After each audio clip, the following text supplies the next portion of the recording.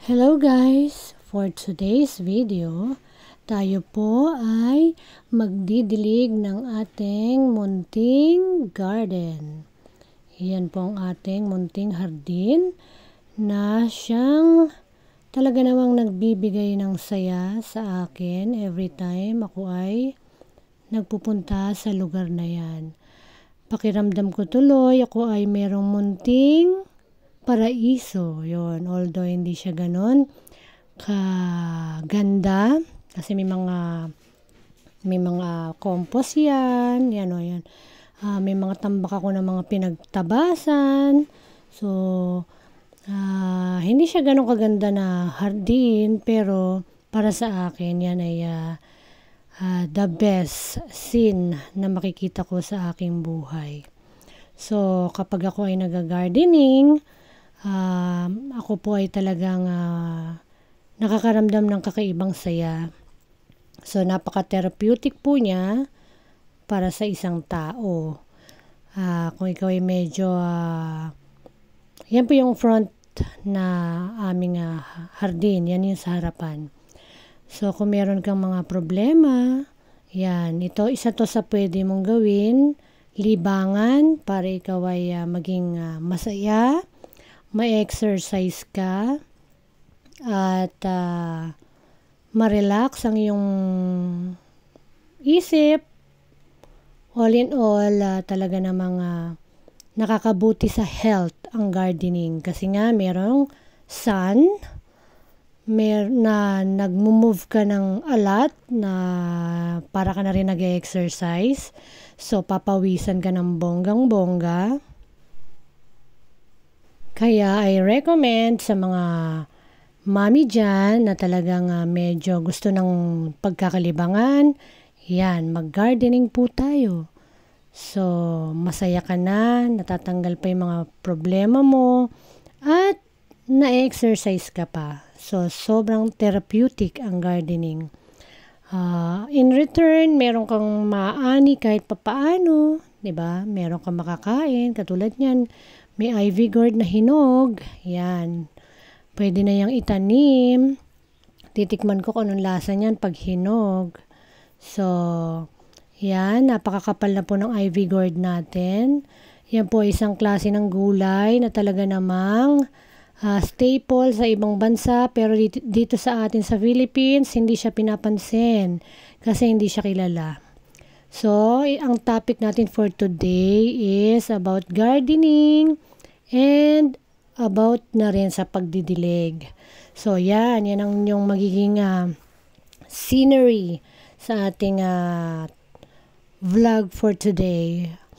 Yan lang naman ang aking munting hardin. Pagpasensyahan nyo na kung medyo may kaguluhan. Hindi ganong kaluwang, pero yan po talaga ang aking happiness. So, bilang isang mami, ako po ay masaya sa aking ganitong hobby. Isa to sa hobby ko na talaga nagpapasaya sa akin, ang gardening. So, bilang isang mami yan, ako ang in charge sa pagdidilig ng aking munting hardin. Habang ikaw ay nagdidilig, syempre, tinitingnan mo na rin ang mga bagay-bagay na pwede mong ayusin dyan sa garden. Kung meron ka mga dapat na ayusin, pwede mo na rin siyang ayusin while nagdidilig ka. Nakikita mo na yung mga bagay na pwede mong i-fix. For example, medyo merong nakasagabal na halaman sa daanan mo, pwede mo siyang i-trim para meron ka pa rin namang dadaanan. So, itong aking munting hardin ay medyo may kasikipan kasi talaga namang maliit lang ito. So, kahit anong gawin mo, talagang ganyan na yan. So, ang importante ay napapakinabangan siya ng kahit papaano. So, when it comes to pagdidilig, so, ang aking way, ayan, hand, tawag dyan, basta yung meron siyang, ayoko yung naka-hose kasi pagka-hose, Direkta kasi yun sa, syempre sa water source. So, yung water source natin is may chlorine. So, ang magandang pangdilig kasi ay yung tubig na galing sa tap water pero pinasingaw mo na overnight. Yun, kaya ako meron drum na, yun yung malaki, yung kinukuhaan ko. So, ano na yan, isang araw na yan siya nakasingaw. Bale, yung chlorine niya nag-evaporate na. So, safe na siya ipangdilig. So, ang pagdidilig ko is konti-konti lang. Hindi ko siya ino-oversaturated ng water. Kasi, based on my experience, meron talaga mga plants na hindi talaga masyadong mahilig sa tubig. So, pwedeng moist mo lang sila, hindi mo siya kailangan talagang itodo yung pagkabasa. Along the way, habang ikaw ay nag-gardening, mapapansin mo kung alin sa mga plants mo ang mahilig sa tubig at ang mga plants na hindi masyadong mahilig sa tubig. So, ma-observe mo yan along the way. Kaya napaka-importante na bilang isang gardener na everyday bibisitahin mo yung mga halaman mo. So, nakikita mo ngayon kung ano magiging problema at mafi-fix mo. Bali, ang napansin ko lang when it comes to pagdidilig, talagang may mga plants ako na namatay dahil sa sipag ko sa pagdidilig.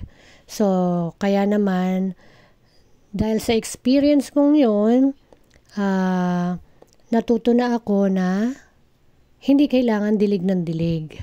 So, titingnan mo rin yung soil. Magkakaroon ka ng soil test. Tingnan mo kung yung 1 to 2 inches ay moist pa ba. Idudot-dot mo lang yung finger mo sa soil. So, kung matetest mo naman kung wet pa siya. Kung wet pa, wag mo munang diligan. Hayaan mo muna silang minsan nga after 2 days pa ako nagdidilig eh. Pero may time na after a week ako nagdilig, talagang okay naman sila. Parang nagso-survive naman sila.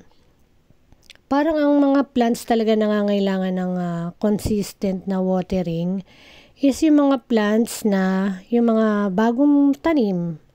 Yan, yung mga baby na plants, yung mga hindi pa well-established na plants.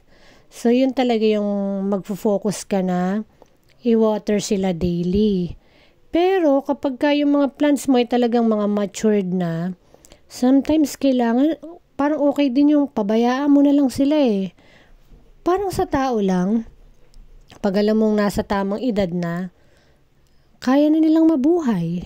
So, yun yung sa aking experience. Parang, minsan kahit hindi mo sila diligin, wala namang problema. Parang nakaasa na lang din sila sa weather. Minsan kasi, di ba, makulimlim.